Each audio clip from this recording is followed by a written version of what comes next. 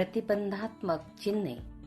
या चिन्हाची ओळख म्हणजे गोल आकारात लाल रंगाच्या वर्तुळामध्ये क्रॉस बार असून पांढऱ्या रंगावर काळे चिन्ह असते. विविध प्रकारचे प्रतिबंधात्मक चिन्हे आणि त्याचे अर्थ खालीलप्रमाणे आहेत.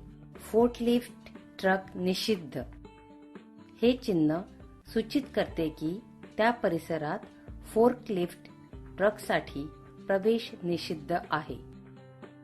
विद्युत शॉकचा धोका. हे चिन्ह सूचित करते की या भागाला स्पर्श करू नये, अन्यथा शॉक लागू शकतो. प्रवेश निषिद्ध केवळ अधिकृत व्यक्तींसाठीच.